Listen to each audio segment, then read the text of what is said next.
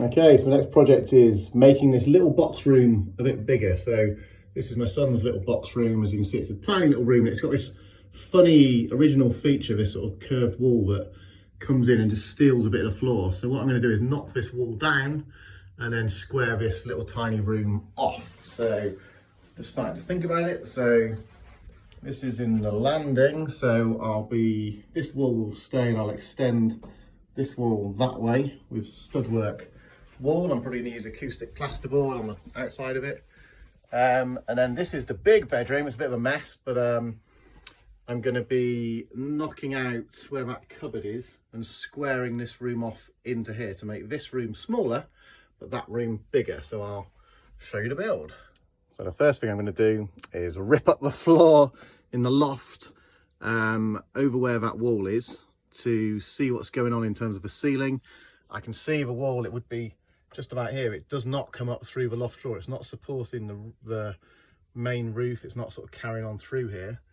But I want to expose it to see what's going on. What I don't want to do is knock a wall down that's actually tying the front of our house together and going to cause any issues. So just so you know, my wife's brother is a civil engineer and he looked at it and said he thinks it'll be okay.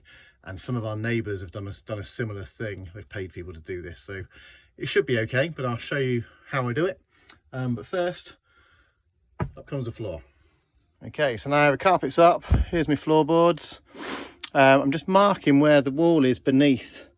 So I've just measured, it goes 106 centimetres this way, and it's going to go 50 centimetres that way, at 45 degrees, 70 centimetres that way, and 70 centimetres return parallel to this wall. So I'm going to mark that onto these floorboards, and then I'm going to use my multi-tool, wherever that is, down, got a DeWalt multi-tool in here, and I'll use this to cut through. So just a multi-tool, and you'll be able to go through and cut off. They've got a little tongue and groove that lips these together, so I'll just cut that off, and then maybe cut some of these boards and just lift the ones that are over the top of the wall so I can just see what's going on. I think it'll stop at the ceiling and I won't see the wall coming through, but I just want to see where the joists, the ceiling joists, if they're actually sat, if it's a load-bearing wall or what's going on. So I'm just going to rip this floor up. I've just marked the boards because I'm going to be cutting them and they'll come out. They'll look very similar once I've pulled them out probably, so I've just numbered them so I know which sequence they go back in. I can see actually is it purlin? I'm not sure what it is. There's this timber that's coming down at an angle is sitting on the external wall, I think. So I'm intrigued to see. I might have to pull off some of my insulation to get to it. And just another thing, in terms of PPE, I am anything up in the loft, when you're lifting up floorboards and stuff, the dust is horrible old insulation, so just wear a decent mask. So I'm just using my multi-tool just to chop the top lip that's holding in the tongue and groove off one board, so I can then prise this one up and then I'll be able to take them all out.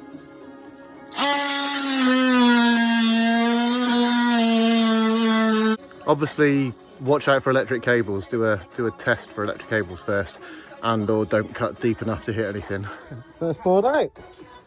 So here we go, lifted the floorboards, rolled back the really rubbish insulation, and then underneath this layer of dust and terrible old insulation is just the ceiling. So there's obviously, the wall obviously stops at the ceiling.